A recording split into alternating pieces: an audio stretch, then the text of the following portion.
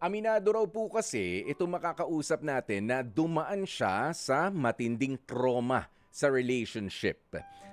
Itong si Danny mula sa kanyang ex-jowa na papangalanan nating Joey.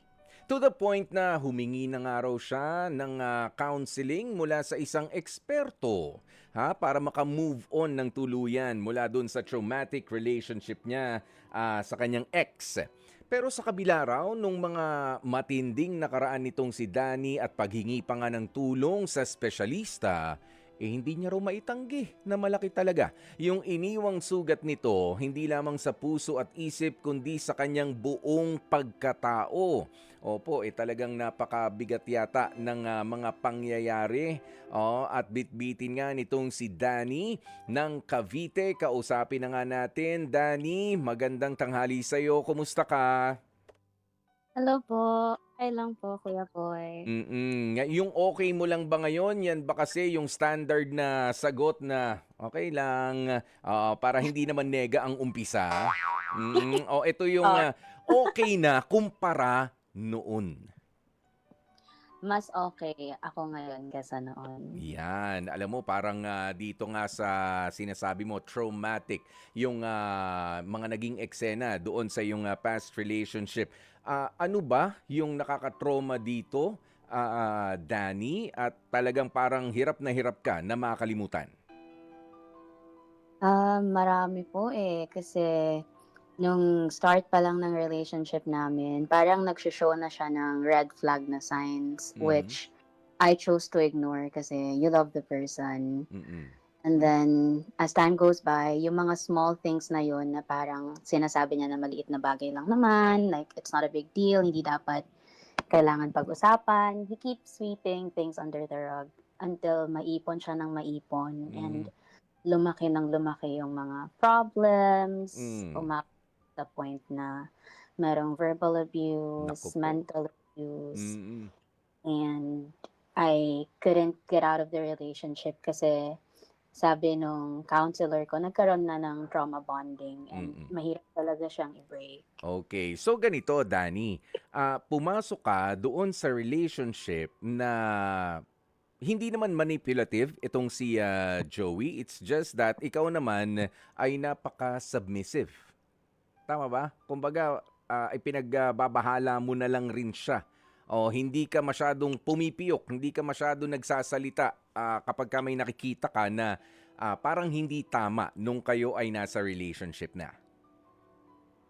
Somehow po, he's manipulative pero submissive din ako in a way na parang kapag may nagawa siyang mali or nasaktan niya ako, Hmm, pag-uusapan namin and then we're okay na. mm. Parang hindi ko siya ni-require na bumawi. Oh, kumbaga ikaw yung, tipo ng karelasyon na, "Sige para 'wag nang lumaki, pag-uusapan natin. Nagtampo ako sa'yo, sasabihin ko sa'yo pero alam naman na natin ang ending nito, patatawarin kita, palulusutin kita." Tama ba? Yeah, parang gano'n nga po. Oo, nga lang yung mga hindi pagkakaunawaan na yun, lumaki na ng lumaki yung mga offense na nagagawa niya sa'yo at Yes po. At the oh, same time, sasabihin niya na babawi siya, he's not gonna do it again. mm, Tapos babalik na naman siya sa pattern niya na magagalitin, na mm. palamura, mumurahin niya ako. Naku, mm. Tapos may mga malalaman pa kung ano-ano. Okay, sige. Puwede ba tayong mag-cite ng, examples kung papaanong lumala nga? Kasi sabi mo nga, well, nung una, 'yan, namumura. O sige, hindi ka na napapagsalitaan ka ng hindi maganda, 'di ba, Danny? Oh, Yes. tatanggapin mo na lang, palalampasin mo na lang. Maiinis ka, pero sige, mapapatawad. Okay. Ayan.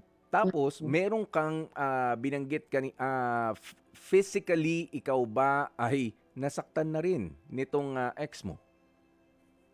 Once kasi nasampal niya ako because nagselos siya because someone pressed the elevator button for me. And ayun lang, nagselos siya because of that and then nasampal niya ako. Pinag-ano ka lang, pinagpindot lang kung anong floor ka pupunta? Yes, mm. Ah, Okay. So, so may dating itong si Joey, ano? O yung ex mo na napaka-possessive din naman. Sobrang possessive, yes. At grabe, hindi na siya nakakaganda. Dahil nasaktan ka. Okay? Mm, Ultimately, okay, okay na nagseselos si partner, pero ikaw pa yung nasaktan in the end. right. Kilala mo ba yung nag-offer sa'yo ng assistance? No, kasi marami akong dala nun and maraming sakay yung elevator. Hindi ko ma-press yung button. So, someone helped me. Na hindi mo naman kilala. Like, Total in- stranger. Mm-mm. Ganun. Dumating na siya sa punto na parang hindi na, I mean, unreasonable na yung mga pangyayari. Okay, Right. ang mga binabanggit mo nga rito, Danny, yan yung mga hindi magaganda na mga nangyari, ano? Pero ano nga ba yung parang hirap ka namang bitiwan at parang pinanghihinayangan mo dito kay Joey na as compared doon sa mga hindi niya magagandang mga bagay na ginawa sa'yo, parang gusto mo pa rin i-treasure at naging traumatic nga sa'yo. Ano ba, naglalaban ba yung loob mo na hiwalayan siya o talagang yung experience kasi ay talagang pangit kaya hindi mo makalimutan? May mga good moments din naman po kasi. Magaling kasi siyang bumawi. Alam niya paano ako kunin eh. Mm. Parang umabot sa point na yung kwarto ko para ng flower shop. Sa sobrang dami ng pinapadala niyang flowers, lagi siyang nagpapadala ng food, ng gifts, kasi LDR kami. Tapos, it's just that, parang umabot na sa point na no matter how much yung mga things na binibigay niya, Mm. kung yung action niya hindi nagma-match dun sa words niya, Oo. hindi na nagma-matter sa akin yung mga ginagawa niyang pagbawi. And I think dun ako nahirapan na i-let go siya kasi feeling ko kaya ko siyang ayusin eh. Mhm. Parang yung ego ko na dating cheater to, serial cheater to, kaya ko tong baguhin. Oh. Alam mahal niya ako, magbabago siya sa akin. Parang ngayon yung napanghawakan ko. Oh, nga lang hindi. Ikaw Mm, yung binago niya. totoo. Yeah. Oo, kumbaga talagang na-hurt din yung pride mo, yung ego mo nga, sabi mo, no, na-hurt ka na, ay hindi pala. Bagkus, gusto ko siyang baguhin, ako pa yung binago niya. So ngayon, bakit hanggang ngayon nga, hindi ka pa maka-move on? Masasabi ba natin na hindi ka maka-move on dahil nawala siya o hindi ka lang maka-move on doon sa pangit nga na experience? Mm. I think dun lang sa experience Mm. kasi I think hanggang ngayon hindi ko mapatawad yung sarili ko na hinayaan ko yung sarili ko to go through that traumatic experience, Mm. knowing na I'm fully aware of the things na ginagawa niyang masama towards me. Mhm. Hindi Ayan. ko pa kayang patawarin yung sarili ko talaga. Oo. So sa ngayon, ang issue mo pala ay hindi na masyado doon sa kay Joey, 'di ba? Yeah. Bilang yung tao na nagbigay sa nitong traumatic experience na ito, kundi doon lamang sa expectations mo rin sa sarili mo na hindi mo Yes. na-achieve. Tama. Oo, ayan. So, ikaw pala ay meron ding pagkukulang ng bahagya sa sarili mo na masyado kang naging stiff, doon Mm, sa belief mo. Alam mo yung medyo yeah. bumilib sa sarili masyado. Tapos Mm. biglang, toink, hindi pala kaya. Yun ba yun? Ah, Opo, gano'n talaga. Kasi Mm, parang nung nakikita ko na nagbabago na, sabi ko, "Ay, kaya ko pala 'to." mm, Pero nung nagiging inconsistent na, dun na nagsa-start yung disappointment, eh. mm. Ayan. Pero, nagpa-counsel ka na, kamo, sa eksperto. So, Yeah. papaano ang, ano yan 'di ba series yan kapag ka ikaw ay nagkonsulta sa psychiatrist, tama ba?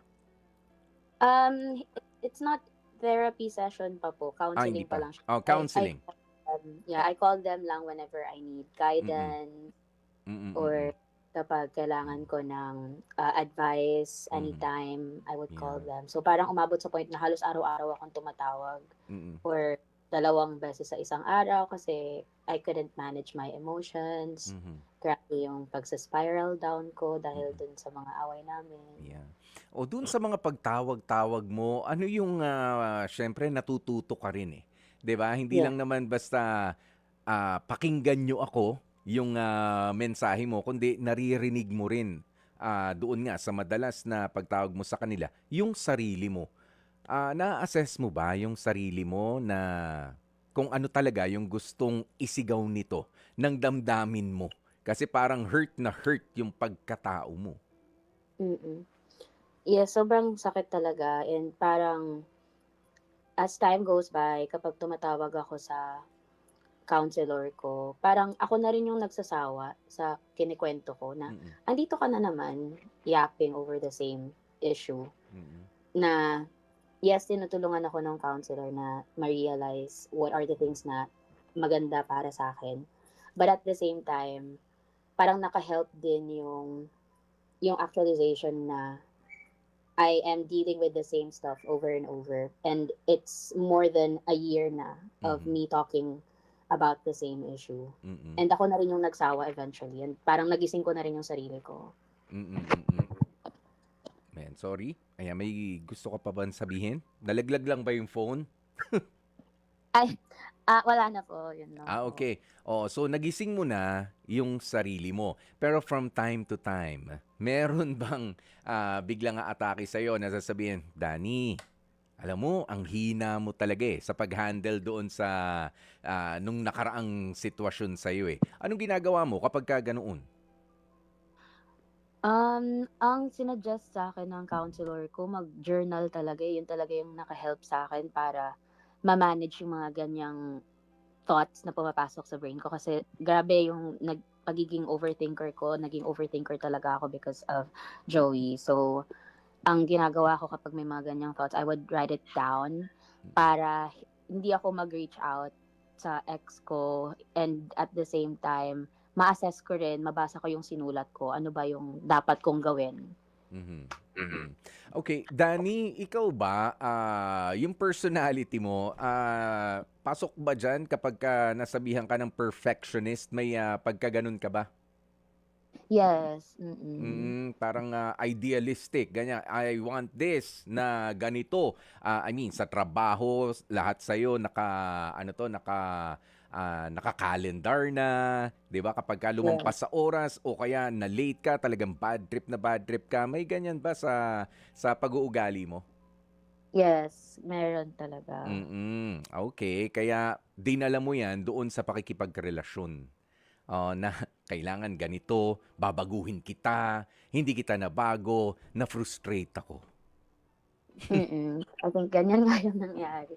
Oo, ayan. Pero ang importante naman dito, no? Kaya nga kanina sa umpisa pa lang nung pag-uusap natin, much better ka na ngayon kumpara dati. Nga lang, may paminsan-minsan, tama ba Dani, na ikaw ay binibisita pa rin ano, nung multo na medyo sabihin na natin yung ma-pride na ikaw. Sa ngayon ba, ikaw ay open na ulit, ready na for another relationship?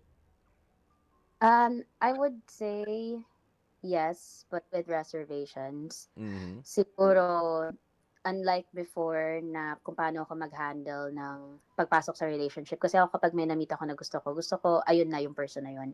And kikilalanin ko siya ng kami na. Mhm. So, ngayon, siguro ang way of dating ko na is to really get to know the person first before jumping into another relationship. Mm. Kasi I don't want to go through the same thing na naranasan ko kay Joey. Mm. But of course, siyempre, habang nasa journey kayo no ng relationship ninyo, kung dating pa man 'yan or kayo na bilang mag-boyfriend or an item na kayo halimbawa, siyempre merong mga ugali diyan na hindi naman lalabas talaga doon sa unang 10 pagkikita ninyo, 'di ba? Kahit Mm, na 20 times na kayong lumalabas-labas, 'di ba? Hindi pa eh, 'di ba? yeah. I mean, mas pine-prepare mo na rin ba yung sarili mo na maging flexible and more understanding doon sa changes sa isang tao which is natural lang naman. Yes. Actually, I am seeing someone na ngayon, Mm, and what I noticed about myself is nagki-keep track kasi ako ng progress ko sa life, sa love, sa mental health ko. mhm, And whenever I would read yung mga past journal entries ko about sa self ko, iba, medyo may mga nakikita na akong patterns na nabe-break ko na, which mm. is one nga yung parang gusto ko if there's a certain way of doing things, ayun lang yung masusunod. Yeah. And what Masyado kang I rigid eh, no? Dati. Oo. Ito lang yun, ito lang. Pagka sumobra o kinulang, ay hindi pwede yan. Inis ako. Mm. Oo, gano'n siya. And na-appreciate ko naman yung person na I'm seeing right now kasi they're not scared to gently call me out when things are, let's say, getting out of hand. Tapos ako medyo naiirita ako or nawawala ako sa mood. Mm-mm. Parang that person would remind me na I'm also human and you have to understand na parang we have different dynamics and Mhm. how can we work on those dynamics, etc. etc. Parang I like na sobrang open niya makipag-communicate sa akin. Oo. Which is hindi ko nakita kay Joey kasi. Mm. Kumbaga ay masyado kang doon pala sa dito kay Joey, ang problema pala dito ay hindi lang parang ikaw ba ang lumalabas na manipulative doon sa parting 'yon? Sa pag-control Sa ng relationship. relationship ninyo, sa pag-control, I mean sa expectations kasi ikaw nagse-set ng expectations, right? Yes, pero Mm. kasi I wouldn't say it's manipulative. Mm. It's more like guiding him. Kasi yung mga ginagawa niya sa akin, malala na eh. Like, mumurahin ka, sisigawan ka. So Mm. ako, sasabihin ko sa kanya yung mga things na we can do para paano ba natin papababain yung emotions natin bago tayo mag-usap. Yung mga ganun lang yung ginagawa ko. Hmm, So, okey. parang pinapasa ko lang sa kanya yung binibigay sa akin ng counselor ko Oh. para ma-manage emotions. Oo, so siya manipulative, ikaw naman chine-challenge mo yung sarili mo, feeling mo mababago mo pa yung, ugali niya, but no, talagang yung pagbabago manggagaling doon sa may katawan na Oh, naipasa niya pa nga sa'yo. yes. Which is, somehow ano, the way I see it is a blessing in disguise na rin, 'di ba? Well, andiyan na yung mga hindi mo malunok na mga salita, nandiyan na yung mga sabi mo nga traumatic experiences na naranasan mo sa kanya. Pero kung hindi mo nga naranasan kay Joey at hindi mo mas nakilala yung sarili mo, eh baka hindi ka pa rin medyo how do you call it? Ano ba? Lumalambot ng bahagya para maging flexible. Oh, kasi makikipaglaban ka pa, 'di ba? Right. Oo, kumbaga sasalubungin mo pa yung pride niya eh, yung ego ninyo nagsasalubong. So, it's not a relationship, it's more of a competition. Yes, parang naging ganyan nga yung relationship namin and hindi rin naka-help yung pagiging competitive ni Joey sa lahat ng bagay Mm. na parang pakiramdam niya lahat ng bagay, academics, sa work, achievements in life, dapat mas lamang siya kaysa sa'kin. Naku. Oo, yan din ano, yung sinasabi nga natin sa ibang mga magkakarelasyon. Okay, alam mo nasa linya natin ngayon itong si Ann ng Taytay Rizal na nakikinig sa ating kwentuhan dito ano, Danny, para magbigay siya ng payo rin naman sa'yo na pwedeng makatulong. Ann, Hmm. magandang tanghali sa'yo. Hello po, good afternoon. Oo, good afternoon sa'yo, Ann. Ikaw ba ay nakarelate Mm. dito kay Danny? Ha? In a relationship ka ba ngayon?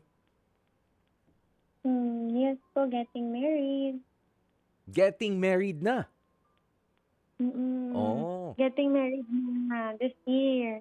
okay. Gano'n na kayo katagal bago ka nag-decide na, oo, magpapakasal na ako, Kuya Poy? 7 years. Doon ba sa loob ng 7. 7 years na yon, alam mo kasi, sabi nga nitong si, ang kausap natin na si Danny, nagkaroon na siya ng realization na doon kasi Mm. kay Joey, kumbaga, nakilala niya pero hindi pa ganun kalalim at nung mas nakikilala niya, Mm. ayun na, doon siya na pressure at challenge niya pa nga Mm. yung sarili niya. ikaw ba, bago ka mag-decide na magpapakasal ka na, ina-expect mo ba na kapag kakasal na kayo, makikilala mo palalo o may mga malalaman ka pang hindi mo alam dito sa mapapangasawa mo? Tinatanggap mo ba yon? Siyempre, it's part of every relationship na may makikita kang good side and bad side kasi walang relationship na smooth sailing and dapat hindi nag-expect ng alam mo yun, perfect relationship. Walang ganon. So, kailangan napakinggan ko kasi yung story niya and nakaka-apekto sa kanya yung relationship in a bad way. Pero for sure, sa loob ng relationship niya, may mga good parts din. So, kailangan kapag papasok ka sa isang relationship, hindi ka lang titingin sa good side. Kailangan expect mo na may bad side. And if the person is really for you, then you should be able to get through that bad moment or bad side of each other and the situation itself. Sana. Oo, di ba nga? Oo na, buti na lang nare-realize na rin ngayon nitong si Danny. Oh, tapos narinig mo rin ba na meron ng nakaka-date ngayon itong si Danny? Ano ang may advice mo sa kanya para hindi ka na masyadong or well, masasaktan pa rin tayo, no? Kapag ka Yes. dahil hindi perpekto ang bawat relasyon. May mga tampuhan, pero how do you minimize yung ganitong mga sakit at para hindi ka na mapunta doon sa trauma ulit ng pakikipagrelasyon. Kapag sinabi mo kasi 'di ba na trauma, talagang parang ayaw mo nang bumalik doon, ang dilim doon, ang sakit doon, ayoko doon. Yes. Ano lang, dapat bukod sa mag-expect ka ng hindi lahat perfect, ipag-pray mo na yung susunod na, kasi nasa dating stage ka pa naman eh. So basically, free ka pa na mamili. Pero wag mong focusin yung perfect side. Yung parang fairy tale, wala kasing ganon. So dapat ipag-pray mo na kapag nasa relationship ka na, nasa serious relationship ka na, yan na talaga yung para sa'yo. So kapag yun na talaga yung para sa'yo, dapat ma-overcome mo yung mga masasamang pwedeng mangyari. So, kailangan kayanin mo yun. Kasi after nun, green pasture na. Yun. Ann, Kaya, dahil ikakasal ka na, how do you know na yun na talaga ang relasyon na para sa'yo? Malalaman mo ba talaga yan?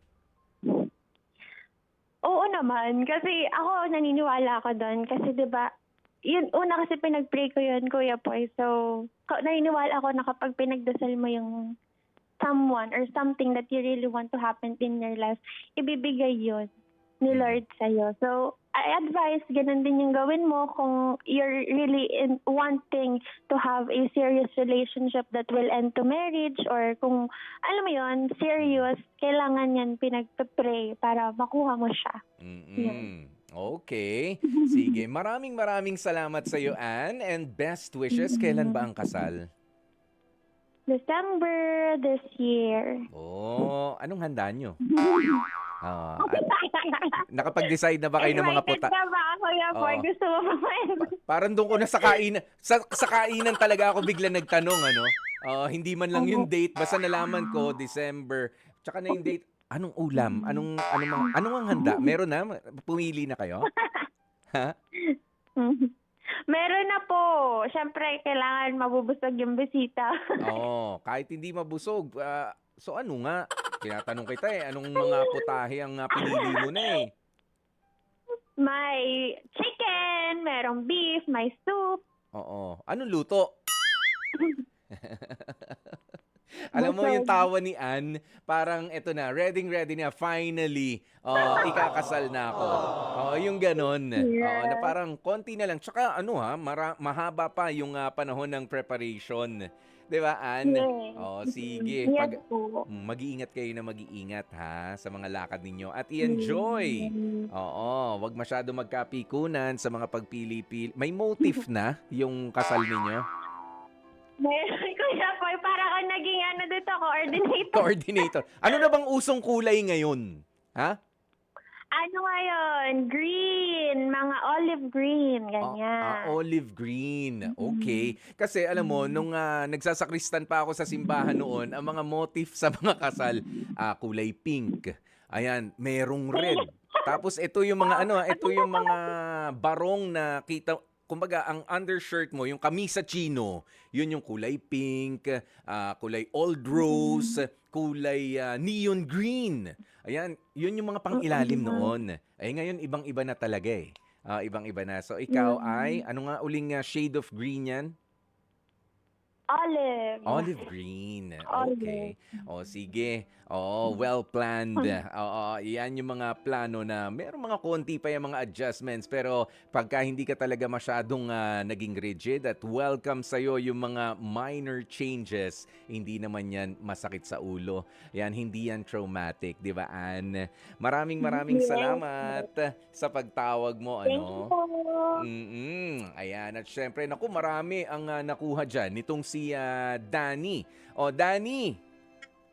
Yes po. O, papaano yun? Kakasal na si Ann. Parang enjoy na enjoy siya. Pero di ba yung binabanggit niya rito na you always have to think na wala naman talagang perpektong tao. Oo, wala naman talagang perpektong relationship. Oo. Ito bang si Joey? Pang ilang jowa mo yun? O, sa kanya ka na trauma. Siya ba yung una? Pangatlo siya, it's just that Hmm. siya yung person talaga na kaya sobrang traumatic. Siya yung tao na kailangan kong hingian ng bare minimum and para tratuhin akong kahit tao na lang Uy. as a human. Kasi sobrang lala nga nung trauma na inabot. I wasn't really looking for something perfect. I just wanted him to treat me Mhm. na Okay. Oh. i-respect ako. Alam mo, dito sa pag-uusap natin, bilang isang kaibigan, bilang isang Kuya Poy sa'yo, Danny, sa tingin ko talagang parang challenge mo yung sarili mo dito kay Joey, ano? Yes. Challenge mo yung sarili mo. Na-frustrate ka, hindi mo ine-expect hanggang sa ikaw yung bumigay, kaso very competitive kayong dalawa. Okay? Ayan, very Mm. competitive kayong dalawa. So, hindi na romance ang inyong focus, yung competition na sa loob ng relationship ni. At sa pagkakataon pong ito, syempre, kapag ka ang tao pinili na magbago, meron na mga realization sa buhay, gusto natin yung tuloy-tuloy, yung healing. Kaya naman, nako, pauna na po ang aming pasasalamat na naman. Hindi lang yata kami matanggihan. Ninang, si Ninang na, no? Ayan, si Doc Camille Garcia, ang psychologist, para lalong ipaunawa sa atin ito. Ninang Camille. O, ninang na kita ngayon, ha, Doc Camille, ha? Ay, dapat pag ninang bibigyan mo na ako ng aginaldo. Baliktad na ngayon.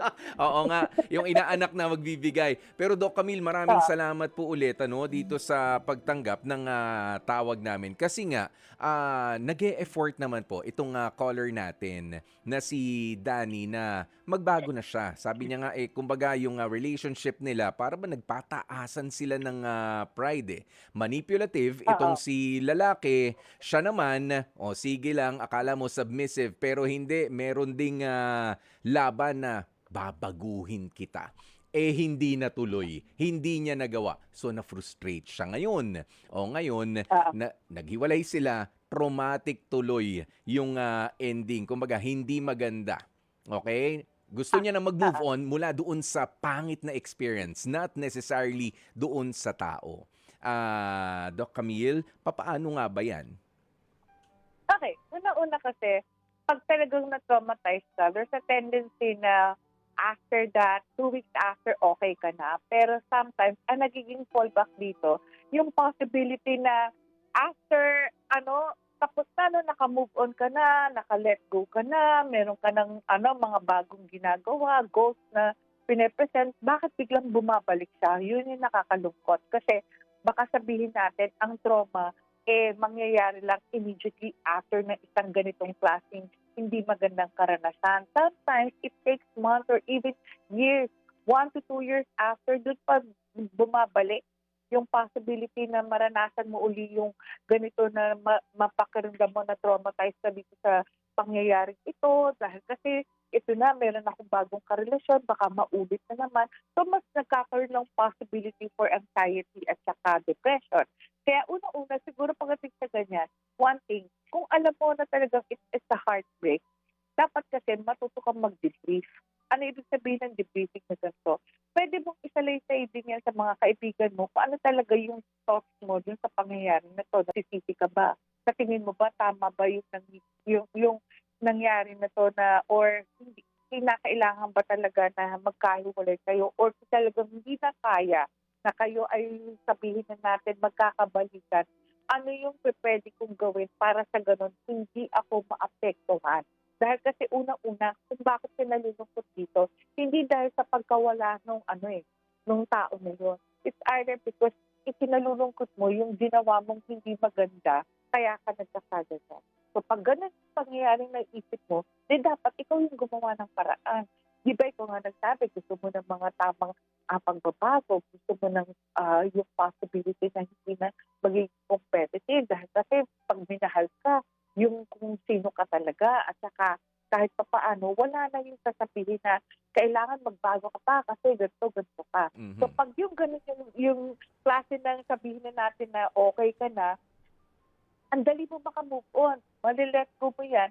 Hindi traumatizing yung mga experience na yan. In fact, so pwede mo pang sabihin, ay, itataas ko na yung standards ko pag susunod na magkaroon ako ng bagong mamahalin, di ba? Ayan, kasi nga guilty rin po itong kausap nga natin na si Danny na sabi niya may perfectionist kasi siya. Okay, perfectionist. So yung mga hindi niya nakikitang tama, hindi sinusubukan, challenge yung sarili hanggang sa naubos na siya. Ah, 'Di ba? Naubos ka na. What are you trying to prove? Are you trying to prove ba na mahal mo yung tao dahil gusto mo siyang baguhin o hindi? Gusto mo lang na parang pinuprove mo na hindi, babaguhin kita but not necessarily I'm still in love with you.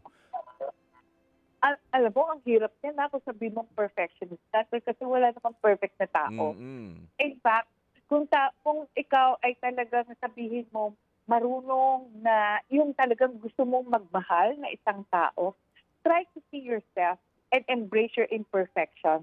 And in fact, kung natutunan mo na ma-embrace mo yung mga imperfections na yun, that's the only time you'll be able to feel what really love is and how you can love another person. Kasi baka mangyayari, what makes you happy is yung mga gusto mo lang.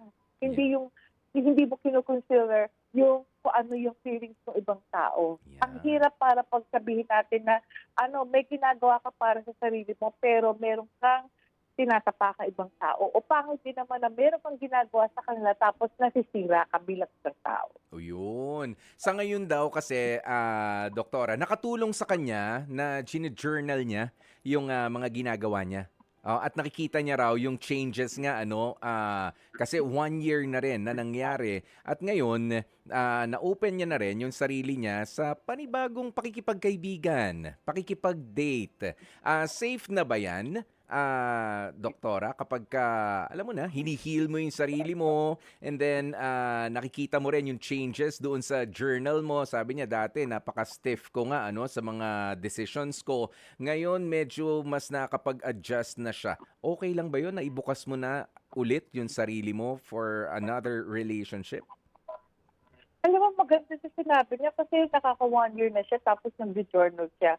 Usually, healing takes place 3 to 6 months. So siya 1 year na niyang ginagawa. So more or less, siguro talaga nandun din yung kanyang sabihin natin, yung compassion at the same time, yung compulsion din niya na baka meron pa akong mali na ginagawa sa sarili ko. Kaya gusto niya palagi may improvement. Alam mo, siguro mas maigi iho na ang gawin mo, Danny, yung relax ka lang. Tignan mong maigi kung papaano yung talagang yung hindi yung kailangan, sabi mo, hindi ka na-stress, pero hindi ikaw magsasabi nun. Yung ibang tao na makakarelasyon mo ang magsasabi na, ay, nagkaroon yata ako ng magandang karelasyon kasi napaka-flexible at ang dali makapag-adjust kung bago kong boyfriend, di ba? Ayan, importante talaga na flexible ka no? And understanding sa imperfections ng ibang tao. Alam mo, doktora, nasa kabilang linya natin itong si Danny. Okay, Danny. Okay. Danny, may binanggit itong si doktora na baka medyo napapatagal na yung pag-journal mo. Relax ka lang daw. Sa tingin mo ba makakatulong sa iyo yung relax lang, get to know yung panibago mong nakaka-date ng relax lang rin? O total na natuto ka na doon sa masyadong sabi ko masyado kang straight noon, masyado kang rigid na ganito, ganyan ang dapat mangyari. Makakatulong ba ang mag-relax lang? Kaya mo ba 'yon, Danny? Yes po. Ginagawa ko na rin naman po siya, like hang out with friends, make spontaneous trips with them. Mm-mm. I don't just stick sa Okay. everyday journal. Minsan Oo. nakakalimutan ko na rin naman, especially when I'm enjoying the moment. Oo, yan. Alam mo, syempre, sabi ko nga sa'yo kanina, para makatulong sa'yo long term, di ba, yung healing, baka may gusto kang itanong kay Doktora Camille. Nandito na rin naman siya. Yes po. Ask ko lang po siguro, Doc, kung paano kapag may mga moments na dinadoubt ko yung self ko, na feeling ko so healed na ako. Tapos gusto ko nang pumasok sa serious relationship with the person I'm speaking with. Paano ko i-handle yung doubt na hindi ko siya masasaktan? Kasi parang dinadoubt ko yung kung healed na ba ako or not. Okay. Hindi mo kasi dapat pagdudahan yung sarili mo. Dahil ikaw yan. Ikaw yung nakakaalam nun. Alam mo kung paano i-gauge yun. Pag sinabi mong healed ka, it doesn't necessarily entail na sobrang prepared. Kasi yun nga yung nangyayari eh. Yung parang gusto mo ganito, step by step pang ganon. Sometimes when you fall in love, it doesn't even necessarily mean na kailangan magkakaroon ng ligawan phase eh. Kung minsan, ito yung pagkakaroon ng pagkakataon na bigla mo na lang maiintindihan na parang, bakit kaya gusto ko na itong tao ito? Tapos kaya nga, di ba, I always say this, every now and then, na love is not blind. In fact, it sees more. If it sees more, it is willing to see less. Kasi masyado tayong maraming kumisang hinahanap, nakakalimutan natin na dapat makita rin natin yung kahinaan ng ating magiging future partner or kaya at maiintindihan natin. At the same time, alam natin, meron tayong sariling kahinaan.